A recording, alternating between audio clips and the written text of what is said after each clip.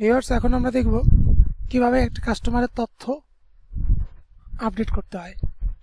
তো আমরা কোনো কাস্টমারের তথ্য আপডেট করতে চাইলে আমরা চলে আসবো এই কাস্টমারে। এখান থেকে আমরা যাব হচ্ছে কাস্টমার ডিটেলস লিস্ট অথবা কাস্টমার আপডেট কাস্টমার ডিটেলস, এই দুইটার যে কোনো একটা যাব।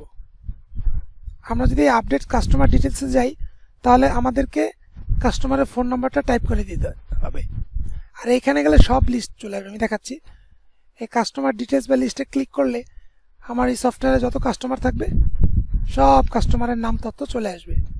তো এখানে তো একজন কাস্টমার আছে, তাই একজনের আইডি চলে আসছে।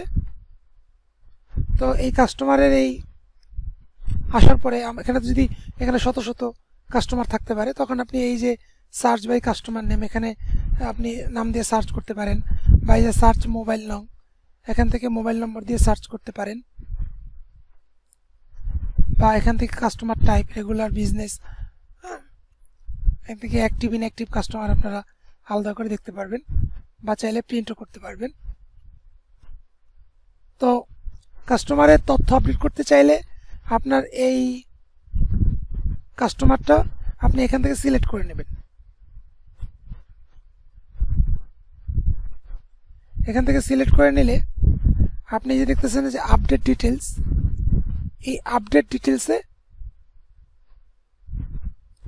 ডাবল ক্লিক করবেন। দেখুন এই কাস্টমারের তথ্য চলে আসছে। এখন আপনি যেই তথ্যগুলো আপডেট করতে চান, আপডেট করে আপনি জাস্ট এই আপডেট কাস্টমার ইনফরমেশনে ক্লিক করবেন, আর যে প্রিন্ট করতে চান এই প্রিন্ট কাস্টমার ইনফরমেশনে ক্লিক করবেন। আর হচ্ছে যদি আপনারা এইখান থেকে যখন আপনার মানে অনেক বেশি কাস্টমার হয়ে যাবে, মনে করেন আপনার 1 লাখ কাস্টমার হয়ে গেছে, এখন যদি আপনি এই কাস্টমার এই যে কাস্টমার লিস্ট এই ফাংশনে এই যে কাস্টমার থেকে কাস্টমার ডিটেলস বা লিস্ট, এখান থেকে যদি আপনি কাস্টমারের তথ্য দেখতে আসেন, তো আপনার এই কাস্টমার তথ্য লোড হতে প্রচুর সময় নেবে। তখন আপনি কি করবেন, এই কাস্টমারে এসে এই যে দেখেন এই যে অপশন আপডেট কাস্টমার ডিটেলস, এখান থেকে আপডেট করবেন। এখানে আসার পরে এখানে ফোন নাম্বার, যে কাস্টমারের ফোন নাম্বার চাচ্ছে সেই কাস্টমারের ফোন নাম্বার দিয়ে সার্চ করবেন। আমরা যদি এই এতটুকু দিয়ে সার্চ করি তাহলে এতটুকুর সাথে মিল রেখে যত কাস্টমার আছে সব চলে আসবে। তো এখানে ডাবল ক্লিক করলেই আপনার এই কাস্টমারের তথ্য যাচাই করার জন্য বক্স ফর্ম ওপেন হবে, এখান থেকে আপডেট করলেই আপডেট হয়ে যাবে।